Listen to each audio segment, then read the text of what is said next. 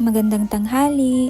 Nagluluto na ako ng pagkain ng mga amo ko para mamayang hapunan. Hello! Ako nga pala ay isang domestic helper na nagtatrabaho ngayon dito sa Hong Kong. Alam niyo na, dahil nga marami akong schedule pagdating ng hapon, lalo na kapag nasundo ko na ang aking alaga, ay inuuna ko talagang mag-asikaso ng ihahapunan ng mga amo ko para pagbalik ko ay ready na ito. Bago ko nga maihatid ang alaga ko sa kanilang bus kanina, ay tinanong ko muna siya kung pwede niya akong tulungan mag-isip kung anong pwede kong iluto para sa kanilang hapunan. So dahil nga pinag-isip ko rin ang aking alaga, tinanong niya ako kung ano daw bang karne ang meron kami para daw isahog ko sa curry. Sumakto naman na naglinis ako kahapon ng aming ref at nakita ko na meron kaming beef brisket. So naisip ko na pwede ko nga palang gamitin yung beef brisket para sa curry. Kaya kanina pagkatapos ko siyang ihatid sa school bus, pag-akyat ko ay agad-agad kong dinefroze itong beef brisket. Pagkaalis naman ng mga amo ko papasok sa opisina ay agad ko itong pinakuluan para palambutin. Kaya habang naglilinis ako ay nakasalang na ang beef brisket para malambot na malambot siya kapag kailuluto ko na sa curry. Ang kagandahan pa nito, pag uwi namin mamaya ay hindi ako mahihirapan na i-reheat na lang itong uulamin nila.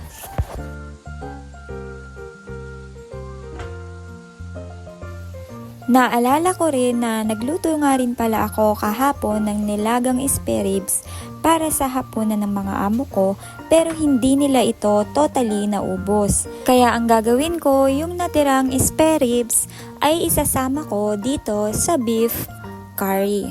So dahil nga ayaw din ng amo kong babae na may natitira kaming leftover at gusto niya ay maubos ito lahat, ay naisip ko na lang na kunin na lang yung spare ribs at isama dito para at least maubos din nila mamayang hapunan.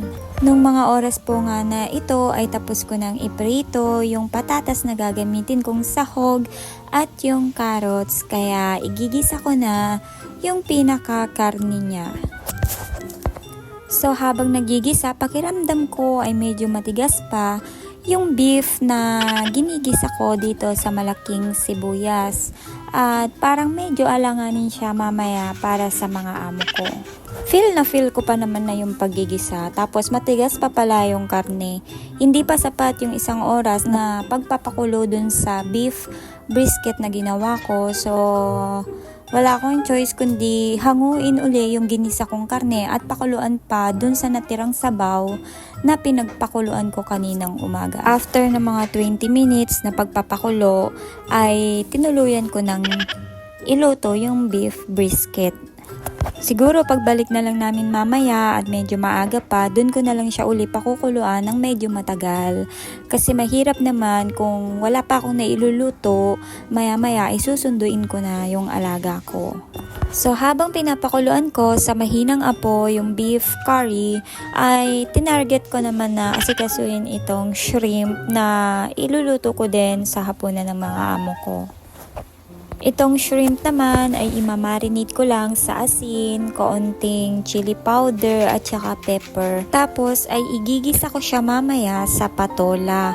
Meron kasing nabili na patola ang amo ko at sale niyang nakuha ito, kaya kailangan ko na siyang iluto. At baka ma-sale din sa ref namin, mauwi sa basurahan. Minsan po kasi kapag kami binibili yung amo ko, lalo na at sale ito, may time na sira yung loob niya o kaya matigas o kaya di kaya naman is yung maitim na siya na as in hindi na talaga siya pwedeng iluto.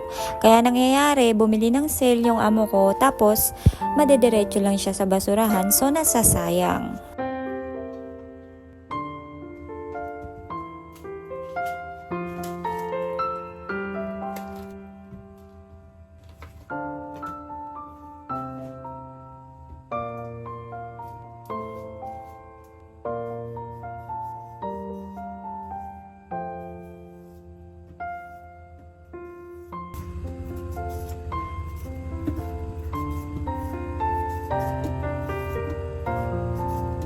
Parang wala atang natitira doon sa patola.